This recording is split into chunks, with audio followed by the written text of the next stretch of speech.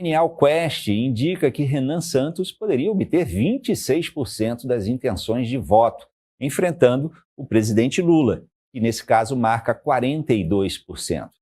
Dados de outra pesquisa apontam que entre eleitores da geração assim chamada, geração Z, entre 16 e 24 anos, Renan Santos chega a marcar 18,6% de intenções de voto, superando nomes consolidados da direita, como Flávio Bolsonaro. Agora, você deve ter ficado mais curioso ou curiosa para saber quem é Renan Santos? Pois o Povo News recebe, neste momento, Renan Santos, pré-candidato à presidência pelo Missão, o recém-criado partido do qual é presidente, e também ele que é cofundador do MBL. Muito boa noite, obrigado pela sua participação, prazer recebê-lo aqui, seja muito bem-vindo. Renan, segundo o levantamento Genial Quest, 74% dos entrevistados não sabem quem é Renan Santos. Eu arrisco dizer que também talvez não saibam o que é, o Partido Missão, também chamado de o Partido do MBL, e que só foi oficializado pelo Tribunal Superior Eleitoral há pouquíssimos meses. E para começar, então, eu pediria que o senhor se apresentasse, identificando suas credenciais e onde se vê no espectro político nacional. Dissesse também por que é candidato à presidência, já que há figuras dentro do próprio MBL ou próximas do grupo, mais conhecidas, mais seguidas, talvez, nas redes sociais. Boa noite. Boa noite, Tardão. Uma honra estar aqui com vocês. Obrigado pela oportunidade. Muito bom me tornar conhecido. De fato, realmente eu sou um nome ainda bastante desconhecido, o que impressiona muito os nossos números nas pesquisas, especialmente dos mais jovens. Conforme o Tardão demonstrou, a pesquisa Atlas deixa claro que a geração Z está acompanhando muito o que a gente vem produzindo. Isso tem um motivo. Meu nome é Renan, eu nasci em São Paulo, num bairro de classe média, na Moca, filho de um advogado e de uma psicóloga. Fiz faculdade de Direito na USP, larguei a faculdade, quis ser empresário, sou músico, sou compositor, sou escritor. Guitarrista, né? Guitarrista, o famoso guitarrista da banda Limão Rosa, guitarrista e vocalista, mais guitarrista do que vocalista, mas faço as duas coisas bem. E tento, desde 2014, ano que nós fundamos o Movimento Brasil Livre, interferir de maneira positiva na política brasileira para aumentar a liberdade econômica, acabar com a impunidade, enfrentar crime organizado, lutar contra a corrupção. E fomos felizes, especialmente no começo. Tivemos nossos problemas com a direita, fizemos uma oposição muito dura ao então governo do Jair Bolsonaro. Vimos que o Jair Bolsonaro era fraco, covarde e corrupto. E com base nisso, falamos, precisamos ter o nosso próprio caminho. Bolsonaro tentou montar o partido dele e fracassou redondamente. Não porque não era popular junto à sua base, mas porque ele era desorganizado e pouco inteligente, sendo bastante honesto. Nós somos organizados e inteligentes. Ainda não somos totalmente populares, porque as pessoas ainda não conhecem a nossa mensagem. Mas quem conhece adere. Por isso que mesmo sendo muito desconhecido, eu já tenho intenções de votos relevantes. Inclusive eu estou, de acordo com a pesquisa Atlas, na frente dos governadores. Defendo o fim da impunidade no Brasil, a destruição completa do crime organizado. Defendo que o Brasil faça reformas que deixem a vida de quem trabalha e produz mais leve e mais fácil. Defendo acabar com desigualdades regionais. E defendo tornar o Brasil um país de primeiro mundo para poder sentar na mesa com Índia, China, Estados Unidos, Rússia de igual para igual, como uma potência que é o que o Brasil nasceu para ser. Eu falo de organização, de fato a gente vê aqui, quem está nos acompanhando pelas redes sociais, está vendo o grande número de pessoas que estão acompanhando aqui, postando mensagens aqui, claramente muita gente ligada ao seu grupo. E aí, como eu queria tocar nesse ponto, que o senhor claramente demonstra assim, um maior potencial, talvez em alguns segmentos específicos do eleitorado. Eu pergunto, qual a sua estratégia para ampliar esse potencial? É através de ataques duros e agressivos até, às vezes, como fez recentemente em uma live, dizendo que o senador e pré-candidato Flávio Bolsonaro tem de morrer? É isso mesmo? O senhor não se arrepende dessa fala? Não, porque eu disse que ele tem que morrer politicamente. Inclusive, o Flávio Bolsonaro tem que morrer politicamente. O Flávio Bolsonaro é um câncer para a política brasileira. O Flávio Bolsonaro, com seu escândalo da rachadinha, seu envolvimento com milícia, foi o responsável por fazer o seu pai, o covarde do Jair Bolsonaro, trair a revolução que levou ao poder, a Operação Lava Jato e a esperança das pessoas em acabar com a impunidade no Brasil, e com base nisso fez acordos com o STF, colocou um petista na PGR, que era o Augusto Aras, à época, acabou com a então CPI da Lava Toga, que poderia gerar um pouco de checks and balances, freios e contrapesos ao STF, e tornou o país da impunidade. O Flávio Bolsonaro é um dos responsáveis por isso. Então eu não retiro nada do que eu digo sobre o Flávio Bolsonaro. Eu afirmo e aumento. O Flávio Bolsonaro é um problema para o Brasil e a família Bolsonaro também é um problema para o Brasil. Até porque eles capturaram a esperança de milhões de brasileiros que brigam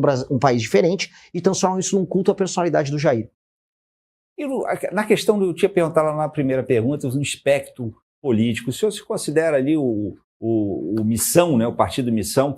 Depois eu queria que o senhor falasse também, se chamá-lo assim de um partido do MBL, se vocês ficam de alguma maneira incomodados ou talvez até ofendidos sobre isso. Acho que não, né? Mas onde vocês estão no espectro político? Estão à direita, à direita do PL? Nós somos um grupo de direita. Classicamente, se você for estudar as categorias clássicas de avaliação do que é direita ou esquerda, nós estamos à direita.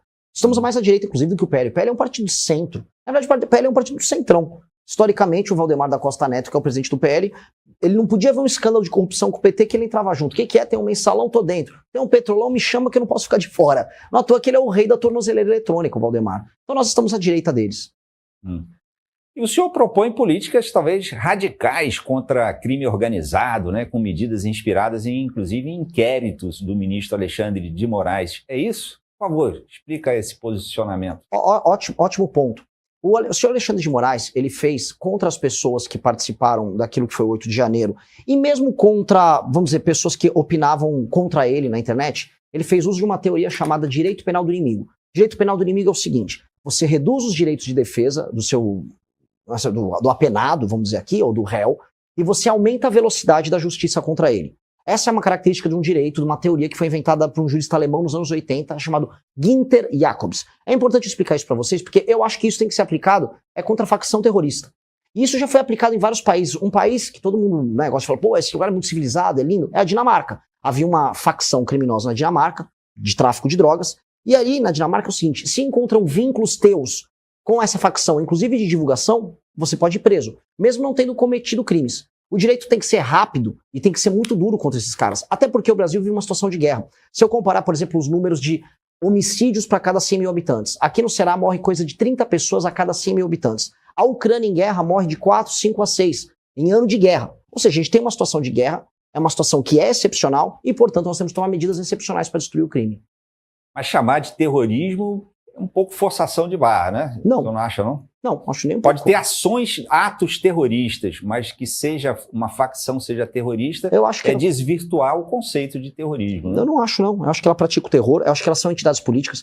Eu já vi uma crítica, até, acho que foi a Gleisi Hoffmann que colocou, não pode ser uma entidade terrorista, porque a entidade terrorista ela envolve noções políticas ou ideológicas. Pois bem, tem uma causa, tem uma defesa de algo. E sim, o Comando Vermelho é um grupo político. O Comando Vermelho faz ocupação territorial, ele tem bandeira, ele tem ideologia, ele tem perspectiva. Ele tem inclusive, vamos dizer, difusores culturais da visão de mundo deles. Eles criaram um estado paralelo com a sua própria perspectiva de Brasil. Não à toa fizeram um lobby em Brasília. A bandeira deles é o lucro, né, no caso deles. Não, a bandeira deles é o lucro via ocupação territorial. Porque a bandeira deles são lucro, então eu vou falar que um banco é uma organização terrorista. A máfia, o senhor considera uma organização terrorista? Depende, se a máfia fizer ocupação territorial e matar de maneira sistemática seus adversários, como fizeram em alguns lugares nos Estados Unidos. Sim, porque eu quero dizer assim, o PCC... ele tem uma linha diferente do Comando Vermelho. O TCP tem uma linha diferente, cada um tem a sua linha, cada um tem seu modelo. Se você faz ocupação territorial, nega a legislação brasileira, comete crimes e mata pessoas em nome da sua perspectiva de poder e dinheiro, sim, você é uma organização que pratica o terror, e sim, você é terrorista. Enfim, vamos lá, que eu queria ouvir a sua opinião também sobre um tema, está aqui no telão, vamos lá, queria ver qual é o seu comentário sobre isso daqui. Olha, a gente está vendo o Flávio Bolsonaro já em pré-campanha. Eduardo está no Bahrein com Flávio Bolsonaro, olha aí a imagem, reportagem aqui do G1. Nesta sexta-feira, Eduardo postou uma foto com o irmão Flávio Bolsonaro em uma visita ao Bahrein, né, um país no Oriente Médio. Satisfação em encontrar Sheikh Salman bin Hamad Al Khalifa, assim, príncipe herdeiro e primeiro-ministro do Reino do Bahrein, junto com o senador Flávio Bolsonaro, é o que afirmou o ex-deputado. Filho mais velho de Jair Bolsonaro, Flávio se colocou como pré-candidato ao Palácio do Planalto em 2026, com o apoio do ex-presidente. Se a candidatura se confirmar, o senador tende a enfrentar Luiz Inácio Lula da Silva, que deve ser o candidato do PT à reeleição. E aqui, só voltando, esse aqui é o título da reportagem, tá? No G1. PF, a reportagem de agora, atualizada há 4 horas. Polícia Federal abre processo administrativo contra Eduardo Bolsonaro por faltas não justificadas. Filho de Jair Bolsonaro mora nos Estados Unidos desde fevereiro de 2025. Eduardo perdeu o mandato de deputado em dezembro e PF determinou volta ao cargo de escrivão, que não ocorreu. Tá bom? E está aqui. Queria ouvir já a sua opinião sobre isso. candidato, como é que o senhor vê essa estratégia da família Bolsonaro que está usando essa visita ao Bahrein dos dois irmãos? Tudo bem? Queria ouvir qual é a sua opinião sobre isso. Em seguida, a gente vai ouvir, já está aqui no estúdio conosco, Henrique Araújo, jornalista, colunista do Povo, apresentador do programa Debate do Povo na Rádio Povo CBN e o Povo CBN Cariri. Muito bem-vindo, Henrique, obrigado. Mas eu queria, candidato, saber a sua... Posso chamá-lo assim de candidato? Eu não sei se a lei eleitoral permite. Tem que tomar cuidado com isso. Eu não posso falar com então certeza. Eu vou chamar de Renan. Ou pré-candidato. Candidato a lei meio que não deixa. Tá certo. Renan, se importa de chamar de Renan, não? Direto? Não, pode chamar o que quiser. Eu gosto. Pronto, do Renan. Renan, qual é a sua avaliação sobre essa estratégia de campanha sendo utilizada aqui pela família Bolsonaro, visita ao Bahrein e foi a Israel? Faz sentido isso? Eu acho que não fede nem cheira, a não ser que eles estejam buscando financiamento. Eu soube que o Flávio foi até os Estados Unidos para tentar obter financiamento junto a um determinado grupo da direita americana, mas eu acho que não fede nem cheira. E o Eduardo Bolsonaro costuma visitar o Oriente Médio, às vezes com desculpas, né? A última vez ele levou um pendrive, na época da Copa do Mundo. Alguns pendrives, né? Ele disse que tá... Não, é o homem do pendrive. Ele gosta de um pendrive como justificativa para faltas durante Copas do Mundo, de eventos dessa natureza. Então, eu acho que não faz nenhuma diferença para ele. Tá certo. Henrique Araújo, convidar aí para participar da conversa aqui com o Renan, chamar assim. Diga lá. Bom, boa noite, Tardan. Boa noite para quem está acompanhando a gente aqui no Povo News segunda edição. Boa noite ao pré-candidato, ao Renan. Eu queria saber como é que ele está lendo esse cenário do ponto de vista nacional, né? O PSD fez um movimento muito importante, filiou o Caiado, e há uma sinalização ali que me parece irreversível do Tarcísio de Freitas em relação a uma possível candidatura. Eu quero saber se a tendência, de fato, segundo ele, é que haja algum tipo de polarização ali entre bolsonarismo e lulismo, que seria um repeteco de 2022, ou se tem espaço aí para algum tipo de candidatura que escape dessas duas margens, né? Se tem uma candidatura, ele levantou a mão. Não, o que eu posso dizer, assim, antes de ser pré-candidato, eu era analista, tinha um programa diário de análise renais, e eu ficava pensando em fazer leituras desse jogo. O Kassab, ele quer ter uma estratégia que eles chamam de antifrágil, que é o seguinte: ele não vai perder em nenhum cenário, que é uma estratégia clássica que o MDB, antigo PMDB, fazia, e que ele está fazendo agora com maestria. Eu não acredito nesse tipo de estratégia, enquanto dirigente partidário, acreditar que partidos têm que ter posição. Você não pode ser Lula e oposição ao Lula ao mesmo tempo, mas ele está conseguindo isso. É o famoso Kassab de Schrödinger, né? Ele é e não é ao mesmo tempo, é um conceito filosófico. Mas nesse sentido, eu acho que ele vai desenhando um caminho em que ele vai guardar até mais ou menos maio ou junho para definir se terá um candidato para marcar posição, ou se ele vai conseguir fazer o vice do Lula. E ele tem bons nomes para fazer o vice do Lula. Tem o Paes, ainda que ele tenha uma eleição certa para o governo do Rio de Janeiro. Ele tem o Leite e ele tem ele próprio. Dizem que ele não quer, mas ele foi já vice antes e virou prefeito. Então, nunca duvidem da capacidade dele fazer isso. E isso abre caminho, a meu ver, para a nossa pré-candidatura, porque hoje os governadores atrapalham um pouco a minha subida. Na pesquisa da Atlas, eu já ultrapassei o Ratinho e já ultrapassei o Zema e estou empatado com o Caiado. Acho que o Caiado não será candidato em nenhuma hipótese. E aí agora eu tenho um caminho para buscar o Flávio. Renan Santos, queria te perguntar o seguinte: como é que o senhor está acompanhando esse caso do Banco Master? Hoje a gente já comentamos aqui hoje que parece que está envolvendo as apurações, né? Estão envolvendo pessoas com foro privilegiado, talvez parlamentares, enfim. Como é que o senhor acha que esse banco, o quanto esse caso do Banco Master pode influenciar as eleições à presidência deste ano? Acho que vai influenciar muito. Eu acho que é o maior escândalo de corrupção que eu já acompanhei. Olha que o MBL surge, né, com a gente lutando ali a favor da Operação Lava Jato, contra o que a gente chamava de petrolão. O Banco Master, ele assusta não só pelo volume de dinheiro, mas também pelo volume de contatos que o senhor Vorcaro desenvolveu, pela natureza quase cômica das festas que ele organizava e muita coisa que pode vazar ali do celular dele. As implicações disso são gigantescas, porque, sejamos honestos, o STF está implicado, o PT, a começar pelo PT da Bahia, começou a ficar implicado nessa história, parte do bolsonarismo já foi tangenciado ali, e algumas igrejas evangélicas já foram tocadas, maiormente a Igreja Lagoinha. Quando a gente vai abrindo o espectro, você vai encontrar ramificações disso, inclusive no escândalo do INSS. Então, quando a gente olha toda essa história, eu acho extremamente grave. A República está implicada. E o problema disso de um lado alguns dizem, se investigar de verdade, a República cai. Mas o problema é que se não investigarem, a República cai também. por falta de total e completa credibilidade. Ou seja, eles vão ter que manter muitas coisas absurdas funcionando para que o senso de república, ou a sensação falsa de república, continue de pé. Então, vai interferir nas eleições, muito. A meu ver, tem implicações muito grandes sobre os dois campos, mas, e em especial sobre o Centrão, que pouca gente está conversando, mas os principais líderes do Centrão estão muito implicados nisso, porque eram os principais lobistas do senhor Daniel Vorcaro. Então eu acho que será um tema central. A gente convocou manifestações já contra os envolvidos no caso do Banco Master, inclusive quinta-feira que vem tem manifestação em São Paulo, lá na frente do Banco Master, e vamos exigir mais pressão, até porque tem muita gente importante que ainda não apareceu, e vai aparecer. Okay. Henrique Araújo. Para candidato, a gente tem aqui um cenário interessante, uma disputa praticamente nacionalizada. O Ciro Gomes, que já foi candidato à presidência da República algumas vezes, está cotado para concorrer ao governo do Estado. O governador é um aliado do ministro Camilo Santana, que vai deixar o Ministério da Educação para ficar ali à disposição do partido, do próprio governo, seja para concorrer, seja para disputar algum outro cargo. Eu queria saber como é que você vê o cenário aqui do Estado do Ceará, se tem um palanque em vista, né, já que uma candidatura presidencial precisa de palanques fortes nos estados. Queria saber também como é que você vê, num olhar mais ampliado, o Nordeste. O Nordeste sempre foi uma região que foi fiel da balança nas eleições. Em 2022, o presidente conseguiu construir uma vantagem a partir dos 70% que ele obteve aqui no Ceará, de um número expressivo de votos na Bahia, no Piauí e no Rio Grande do Norte. Se tem algo pensado especificamente para a região Nordeste para tentar reduzir essa vantagem do Lula em relação aos seus adversários. Posso começar pelo final? Pode, claro. Nós já começamos a nossa pré-campanha pelo Nordeste. Até porque o nosso discurso, especialmente o meu, ao longo, especialmente dos últimos 1 ano e meio, sempre foi sobre o Nordeste. Até porque a gente trabalha com a ideia e a tese de que resolver os problemas econômicos, sociais e políticos do Nordeste tem um efeito em cascata sobre o Brasil. A gente tem que retirar as amarras que impedem o Nordeste de se desenvolver plenamente. E esse é um tema recorrente nas nossas discussões.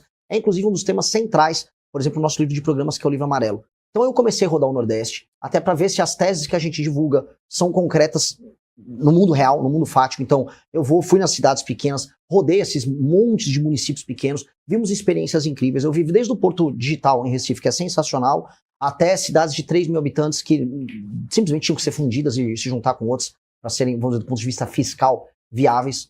E eu estou conhecendo, estou entendendo e entendo que nós vamos crescer muito por aqui. A mesma pesquisa Atlas que nos deu 18% a 20% junto à geração Z, me coloca na região Nordeste melhor do que na região Sul-Sudeste. E eu cresço mais na região Nordeste do que em outras regiões. E faz sentido isso. O homem jovem da região Nordeste, ele está muito sem esperança. E o desenho institucional e a forma como as coisas se constroem para ele aqui é muito punitivo. É o crime organizado, é a incapacidade de arrumar empregos que permitam que ele construa uma vida, ser ambicioso, construir um negócio, construir família. Então, esse cara tá frustrado e tá procurando uma alternativa.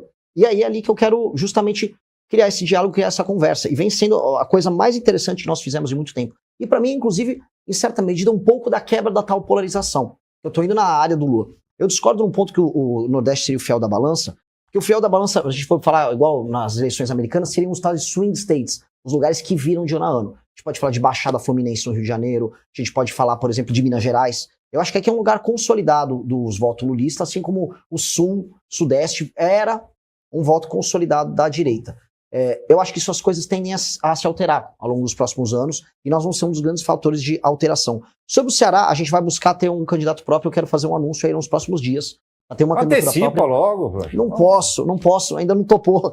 Estou trabalhando aqui. Mas Ciro Gomes, mas eu prometo para vocês que eu trago né? primeiro aqui pro povo. Assim, tá.